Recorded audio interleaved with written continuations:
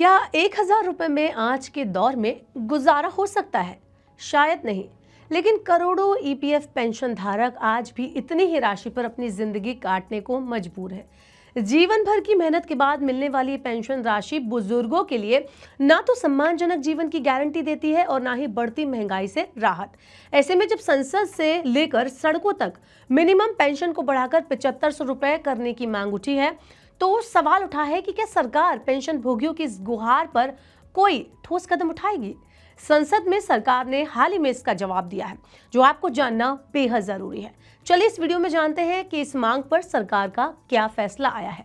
Hello and welcome to Money 9। मैं हूं मीनू शर्मा। बात करते हैं कि पूरा मामला क्या है, ये समझ लेते हैं। तो देश के करोड़ों पेंशन धारक पिछले कई सालों से ये उम्मीद लगाए बैठे हैं कि उनकी मिनिमम पेंशन राशि को बढ़ाया जाए। वर्तमान में कर्मचारी भविष्य निधि संगठन यानी ईपीएफओ के तहत मिलने वाली राशि मिनिमम पेंशन केवल 1,000 रुपए प्रति माह है, जो कि 2014 में तय की गई थी। उस टाइम पर सरकार ने बजटीय सहायता यानी कि बजटरी सपोर्ट के जरिए से बढ़ाकर 1,000 रुपए किया था, लेकिन महंगाई बढ़ने और जीवन यापन के खर्च में इजाफा होने की वजह से अब ये रकम बेहद कम मानी जा रही है। आगे बढ़ते हैं और बताते हैं कि 7500 रुपए तक बढ़ाने की ये मांग जो है वो क्यों हो रही है।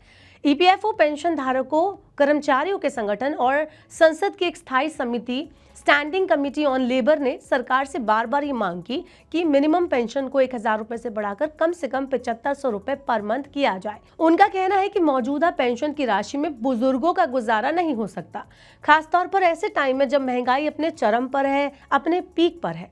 पेंशन धारकों का तर्क है कि ईपीएफओ में जीवन भर पैसा जमा करने के बाद इतनी कम पेंशन मिलना नाइंसाफी है। चलिए अब बात करते हैं कि सरकार का संसद में इस पर क्या जवाब रहा।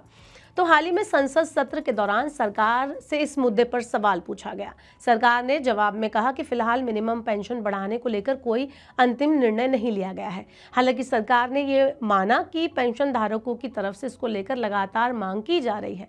सरकार ने संसद में बताया कि 2014 के बाद से इस स्कीम की समीक्षा की जा रही है और इस संबंध में विभिन्न ऑप्शंस पर भी विचार चल रहा है। अब बात करते हैं ज़रूरी सवाल की कि कब बढ़ेगी पेंशन, आगे का प्रोसेस क्या होगा। तो सरकार फिलहाल संसदीय समिति की सिफारिशों और पेंशन वृद्धि के संभावित बजटीय प्रभाव का आकलन कर रही है, इस पर विचार कर रही है। तो इसका मतलब ये है कि सरकार को ये देखना है कि अगर पेंशन को बढ़ाकर 7500 रुपए किया जाता है तो इससे सरकारी खजाने पर कितना बोझ पड़ेगा। इसके साथ ही सरकार नीति निर्धारण के जो प्रोसेस है उसमें भी विभिन्न हितधारकों यानी स्टेक होल्डर्स की राय ले रही है। चलिए अब बताते हैं कि इस पूरे मामले पर जानकारों का क्या कहना है, जो वित्तीय विशेषज्ञ हैं वो क्या बोलते हैं। तो इस पूरे मामले पर वित्तीय विशेषज्ञों का मानना है कि पेंशन राशि में वृद्धि आवश्यक है, लेकिन सरकार के लिए ये फैसला आर्थिक परिस्थितियों और राजकोषीय घाटे यानी फिस्कल डेफिसिट के दबाव के चलते आसान नहीं है।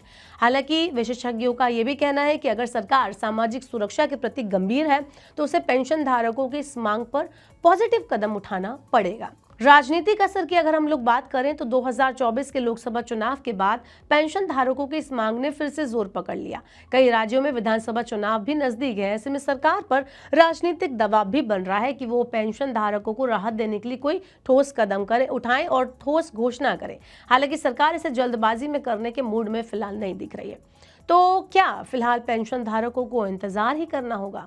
तो सरकार के संसद में दिए गए जवाब से ये साफ है कि फिलहाल पेंशन धारकों को थोड़ी और प्रतीक्षा करनी पड़ेगी और इंतजार करना पड़ेगा। अभी तक कोई घोषणा या नीति तैयार नहीं हुई है, लेकिन यह भी तय है कि सरकार इस पर विचार कर रही है और जब भी कोई निर्णय होगा तो संसद में विधिवत इस चीज की घोषणा कर दी जाएगी। ईपीएफ पेंशन धारकों के लिए राहत की खबर यह है कि सरकार इस मुद्दे को नजरअंदाज नहीं कर रही है, ऐसा कह सकते हैं। समिति की सिफारिशें, कर्मचारियों की मांगे और पेंशन धारकों की उम्मीदें, सब पर गंभीरता से मंथन चल रहा है। हालांकि अभी निर्णय की घड़ी नहीं आई है।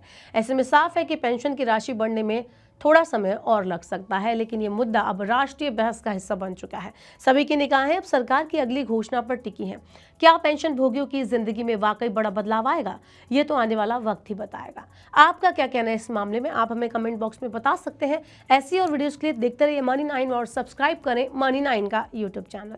मनी 9 लाया है मेंबरशिप प्रोग्राम मनी 9 प्राइम। अब आपके दिमाग में कई सारे सवाल होंगे, मसलन आखिर क्या है ये मनी 9 प्राइम, आपके लिए यानी दर्शकों के लिए इसके क्या फ़ायदे हैं, और एक बड़ा सवाल ये कि मनी 9 प्राइम से आखिर जुड़ना कैसे है। तो इसकी पूरी जानकारी हम आपको देने जा रहे हैं।